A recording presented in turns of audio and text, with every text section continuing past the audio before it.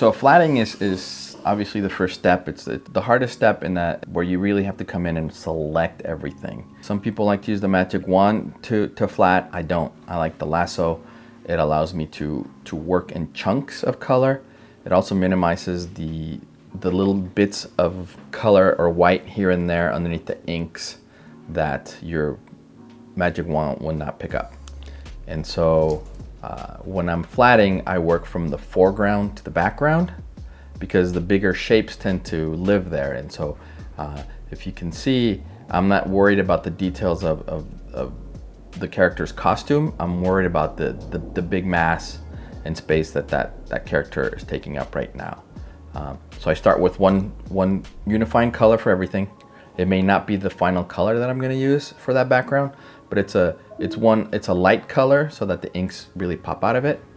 And then I go from there, right? And I start to drop in colors, and the colors that I'm dropping in here are going to be the colors that I use for the characters. And so you saw me just kind of do a big giant selection of the Wolverine bat character, and dropped in just one color for him and one for his cape, and then I moved on. I'm doing the Cap Superman figure, and I'm now selecting that full figure. So again, not worried about the details of this costume yet, in that it's going to help me break down the spaces because of the overlapping of the figures. It also means that I have to worry and less about being super precise.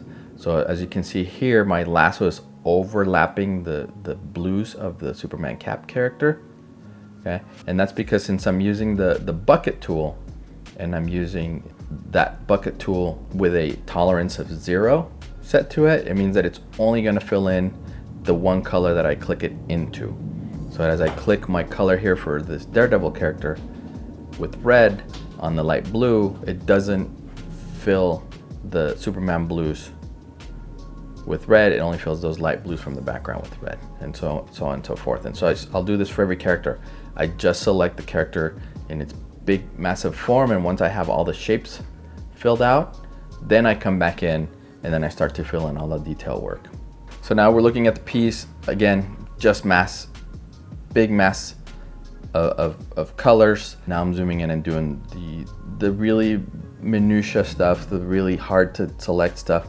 And this is the energy crackles, the fire, the lightning, all that kind of stuff that you have to be super detailed with is what I'm coming in and doing.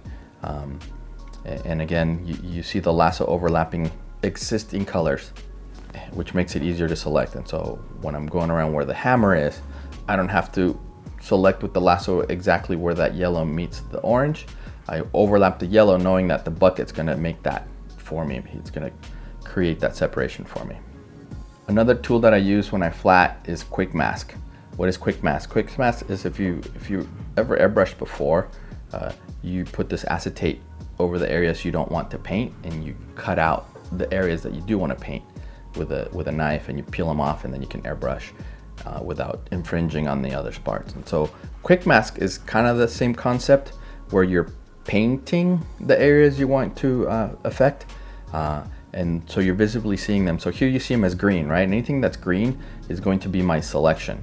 And so when you get something that's super intricate, like this fire that Ghost Rider is creating, you want to use that Quick Mask because there's overlapping flames and there's inked flames within the flames. It helps me visually see what is flame and what isn't flame, and what should be and what shouldn't be flame. And so every now and then you'll see me select something, fill it, stop, and go back and unfill it because I realized that wasn't flame, that was background, and I need to flat the other part. And so it's cool to visually kind of see it without actually filling the color in. And once you come out of the Quick Mask, then you fill it with your color. Now I'm going to go in, now that all the blocks are in, now I'm going to select the specific costume colors and fill them in, and all the different parts of each costume I individually select and fill in. And it is a lasso and bucket process. It's really what I use the most. I use the pencil to come in and clean up any little details that I missed or over painted with. When you have two of the same color that overlaps, I will alter that color a little bit so that it's easier to select with the magic wand tool when I'm actually rendering, right? And so it's simply, I'll just select it, I'll fill it with the correct color, and then start rendering with it. But again, just coming through, finding the costume color. Obviously, I'm looking at a lot of reference for this specific piece. Like when we tell people, draw what you see, right? I'm coloring it the way I'm seeing it in the reference. And I'll do this per character. So once I've done with one, I'll move on to the next, and so forth until the whole piece is flatted completely. All right, and then that's it, right? That's the whole piece is done. Again, it's about efficiency, right? This is years and years of me flatting different ways, and I find that this is the one that works the most and the best for me. It creates the least clutter. I like crisp lines, so anti-alias is always off, and that's a setting that we've talked about in the setup videos in the past. And so that you want to make sure that the colors, when they butt up against each other, there's a nice crisp line and there's no soft edging, right? And so that's why I like to use the lasso, because I can control that. If I use the magic wand and the inks have a soft edge to them, then my flats will have a soft edge to them, or I have to alter them after the fact. And so again, efficiency, less for me to do on the back end. It's really just me, boom. And as I'm flatting it, I'm starting to kind of decide what colors I'm gonna use. So as you saw, I started with a light blue background, and as I was flatting it through, I realized that the Storm character and the Thor character both had lightning that I was gonna use light blue with, and so that altered the whole background color that I was gonna use.